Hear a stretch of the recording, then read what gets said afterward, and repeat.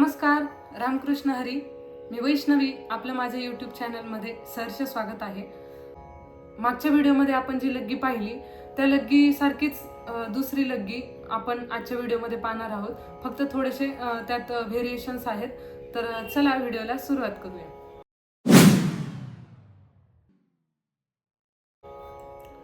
तर आजच्या लग्गीचे बोल आहेत: धा तिटक तकिना ना धिन धा धा धा तिटक तकिना ना धिन धा धा धा. जसं आपण मागच्या व्हिडिओमध्ये 3 धाचा यूज करून ती लग्गी वाजवली होती, धा तीन नाना किन्न ता धिन धा धा. तर इथे आपल्याला धा तीन नाना किन्नच्या ऐवजी आपल्याला धा तिटक तकिना ही अक्षर वाजवायची आहेत. तर मी ही लग्गी तबल्यावर कशी वाजवली जाते हे दाखवते. धा तिटक तकिना. आता इथे मी तीट ब्रॉड वाजवतीये, दोन बोटांचा वापर करतेय जेणेकरून ते वजन त्यामध्ये येईल. धा तिटक तकिना, धा तिटक. तिटकत म्हणजेच तिरकिट वाजतं, म्हणजे धा तिरकिट किना ना धिन धा धा अशा तो निकास आहे. तिरकिट आणि तिटकत सेम आहे.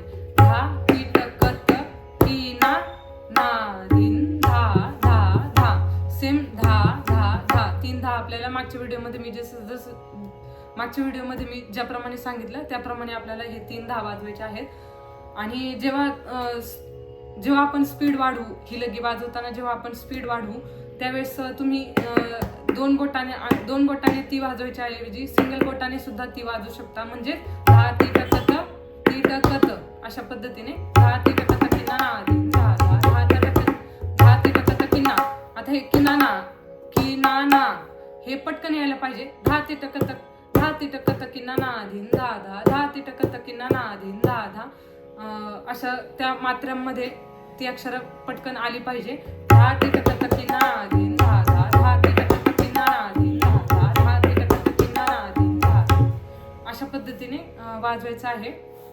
धा तिटकत किना ना धिन धा धा, धा तिटकत किना ना धिन धा धा, धा तिटकत किना ना धिन धा धा धा.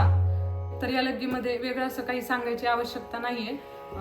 निकास अतिशय सोपा आहे. धा तिटकत किना ना धिन धा धा, धा तिटकत किना धिन धा धा, धा तिटकत किना धिन धा धा धा.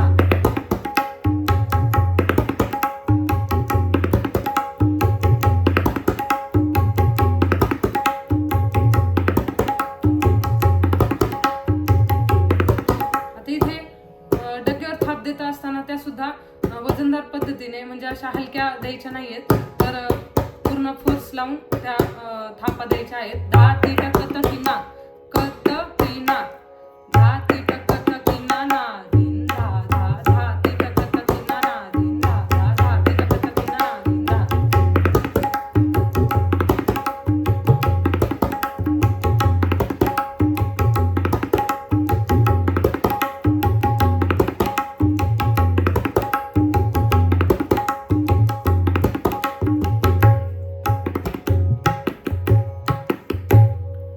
तर इथे माझा डग्गा एवढा चांगल्या कंडिशनमध्ये नाहीये.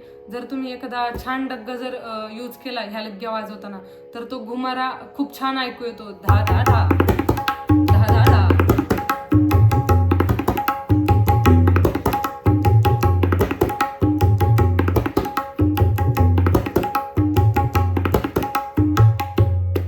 अशा पद्धतीने. तर याची तुम्ही घरी नक्की प्रॅक्टिस करा. मागच्या व्हिडिओमध्ये मी जी लग्गी सांगितली होती ती लग्गी आणि ही लग्गी अतिशय वाजवायला अतिशय सोपी आहे. त्यामुळे त्याचा तुम्ही जरूर रियाज करा. तर आज यासह इथेच थांबूया आणि भेटूया पुढच्या व्हिडिओमध्ये एका नवीन लग्गीसह, एका नवीन बोलासह, एका नवीन कंटेंटसह. तोपर्यंत रियाज करत राहा, तबलामय राहा. धन्यवाद.